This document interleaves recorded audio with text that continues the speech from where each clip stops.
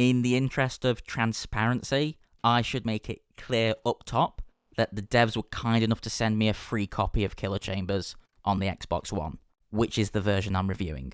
So all my thoughts and feelings come from a place of not having paid for this game.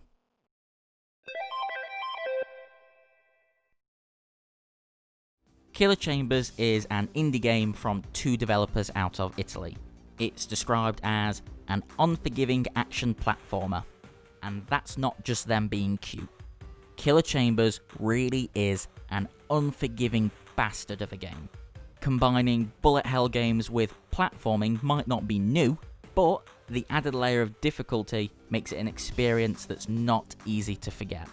Of all the games this year, this is the one that had me closest to flinging my controller across the room, and I'm usually quite a chill gamer. Too often, I found myself frustratedly squatting on the floor with my eyes practically pressed against the TV, growling in aggravated concentration.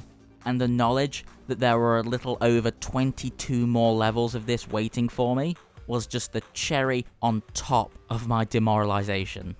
The 2-person dev team at Village Bench have succeeded at making me feel useless, because despite the tremendous difficulty, 90% of the times I died were my own fault. The typical process when starting a new level is 1. Spawn in, 2. Flail around, 3. Die, 4. Respawn, 5. Remember where you died and don't die there again. All in all, a pretty simple process. The hard part is remembering step 5 when you repeat step 3 over and over again. Eventually, you end up getting killed at parts that you easily perfected at the start of the level. It can get really maddening. Luckily, the game is dressed up with a friendly veneer that does a lot in stopping me from wanting to smash it to bits. The little sprite character you play as is charming as hell, and his ghost antagonist is equally as fun.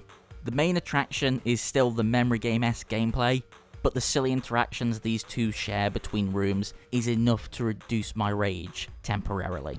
Not being reduced enough then are my anxiety levels, and that's all the fault of the music. The really quite good, way too stressful music. I like it a lot. It does a perfect job at audibly letting you know the kind of experience you're in for. But all I associate it with now is the constant death cycle and crushing disappointment in myself. Alright, owning up time, I haven't finished the game. I'm not even sure I'll be able to. And from the look of the gameplay the devs sent me in the press kit, I don't know if I want to. So yeah, I've got absolutely nothing against Killer Chambers, apart from the way it makes me want to smash my head through a window. Although, I do get the feeling that was the intention. If you enjoy challenge, and that significant emphasis on the word challenge, then this should be an easy sell for you. And at $9 or £7 odd, it's not an expensive sell either. Just be aware you're paying to get pissed off at yourself. Hopefully, being able to collect all the different colourful and quirky hats will alleviate some of that anger. If you're looking for a casual game to relax with, this ain't it. But if for some reason you're looking to prove yourself, Killer Chambers is a good test worth taking. I'd say play it.